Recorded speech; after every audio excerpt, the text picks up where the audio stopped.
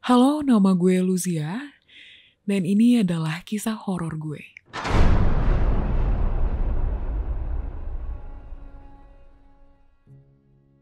Hai, kenalin nama gue Luzia Amira. Gue adalah seorang mahasiswa semester 6 saat ini.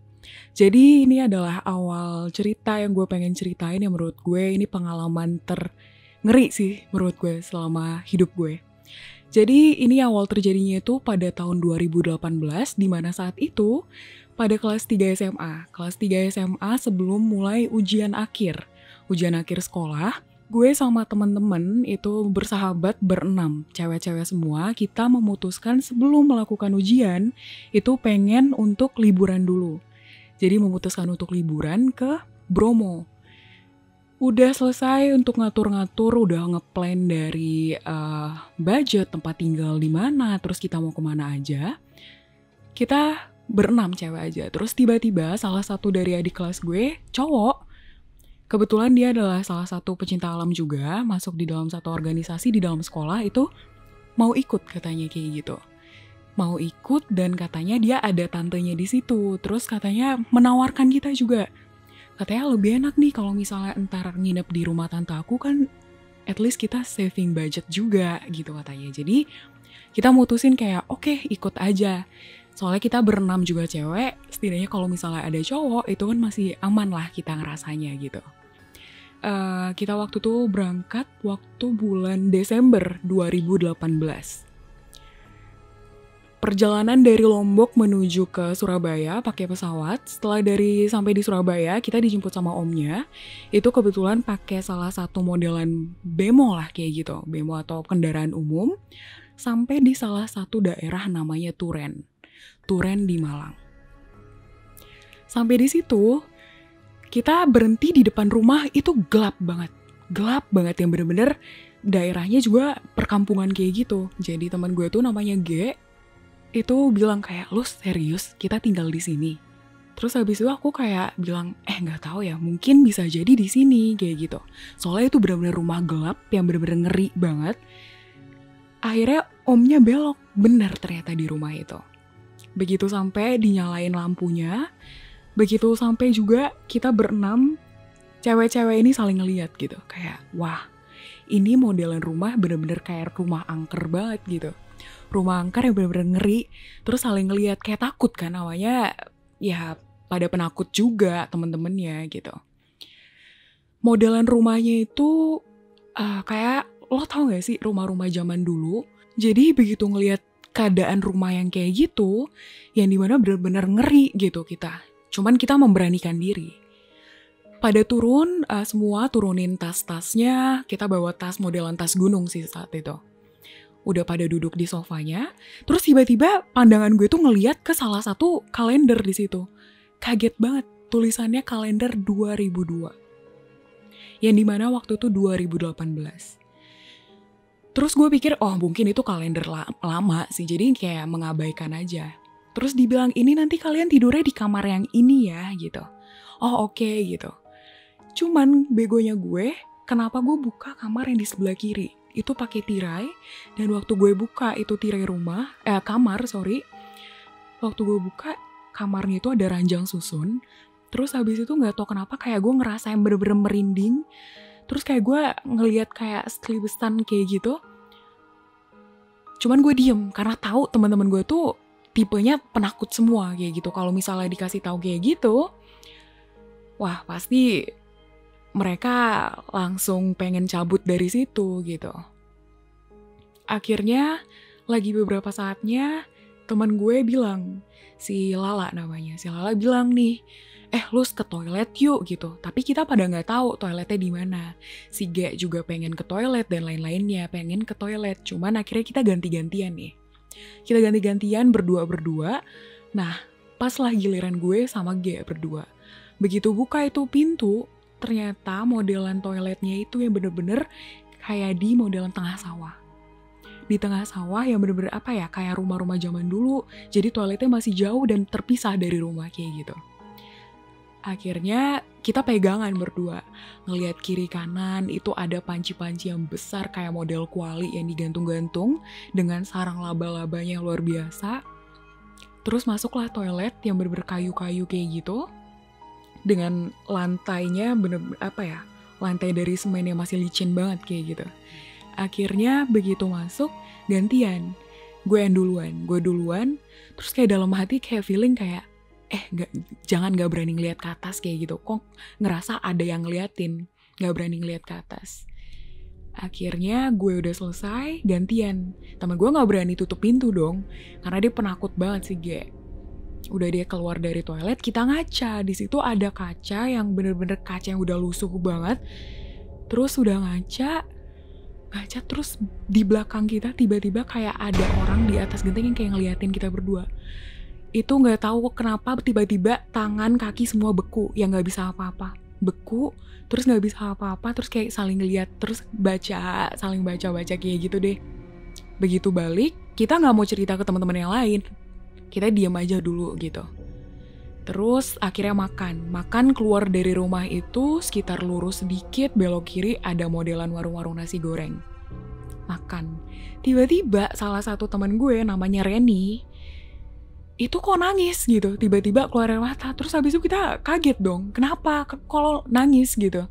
Terus dia bilang, dia itu bener-bener ngerasa diganggu banget. Terus saya kan diganggu gimana, dari tadi di toilet, terus habis itu di sana kayak ngelihat ada sosok kayak diikutin, terus dari pundaknya dia juga berat dan lain-lain.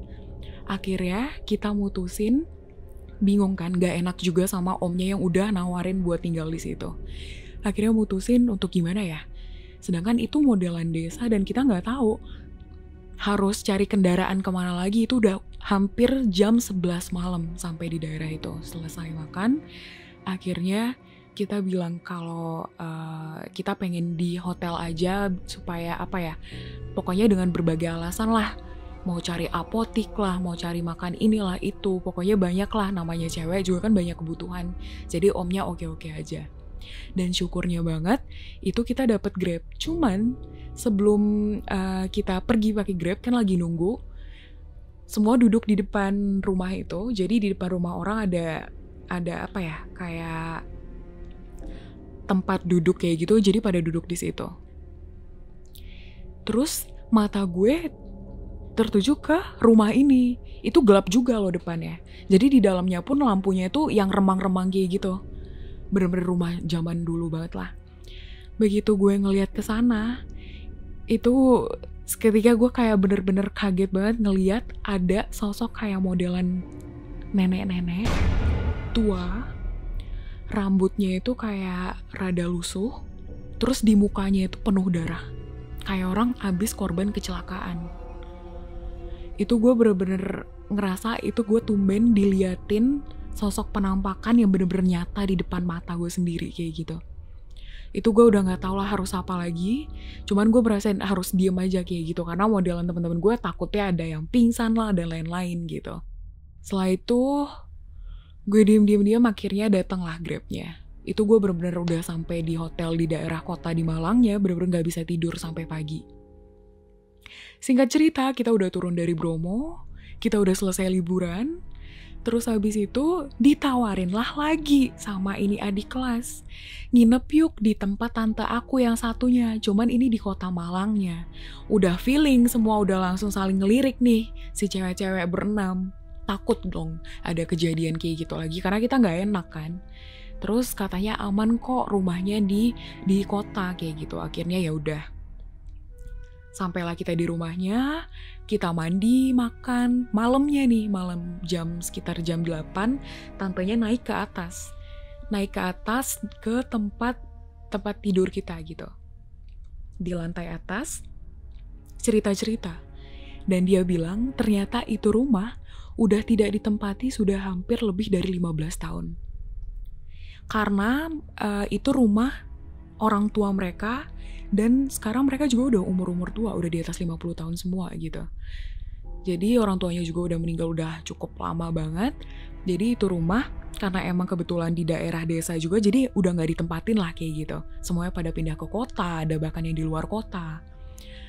Terus dia cerita kayak gitu, dan aku nanya, emang terakhir itu rumah kapan didatengin? Soalnya bener-bener kalau misalnya mereka emang mau menyambut tamu, otomatis rumahnya rada bersih lah atau kayak gimana lah, gue gak ngerti.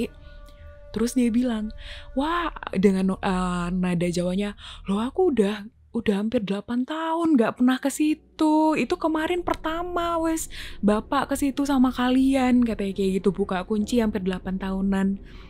Diamlah kita semua, sengap banget jujur, kaget.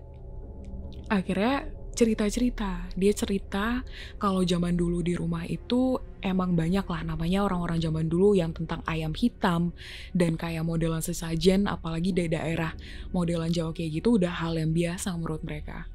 Entah untuk tujuan apa, gue gak berani untuk tanya karena gak enak juga. Cuman gue penasaran sama apa yang gue lihat waktu itu, yang sosok nenek dengan penuh darah. Akhirnya gak tahu kenapa gue nyeletuk, "Tante, mohon maaf aku boleh tanya nggak?" "Boleh, ada apa?" Dia bilang, "Di rumah itu ada ini nggak sih, nggak tahu orang tuanya atau nenek-nenek yang meninggal kecelakaan." "Loh kok tahu?" katanya kayak gitu. "Meninggal kecelakaan?" "Iya," dia bilang, itu wes." Dia bilang, "Ibu aku meninggal kecelakaan pas di depan situ." Dia bilang ditabrak sama salah satu angkot umum, ditabrak, meninggal di tempat dan penuh darah emang. Jadi meninggal di tempat di situ. Entah kenapa sosok yang gue lihat kayak gitu, padahal sejujurnya sebelum masuk rumah itu pun gue kayak rasanya ngomong gitu, permisi gitu, kita datang dengan baik-baik. Karena kan nggak tahu lah ya, ke tempat kayak gitu emang harus permisi juga. Namanya kita hidup di sini nggak cuman kita gitu, bahkan ada makhluk dari dunia yang berbeda lah kayak gitu. Jadi gitu sih cerita gue tentang pengalaman yang menurut gue bener-bener berkesan sih sejauh ini.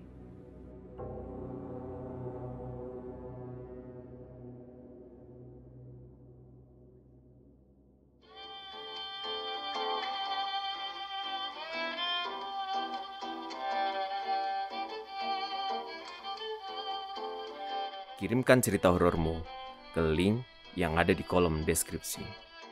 Dan dapatkan souvenir menarik dari Trans 7.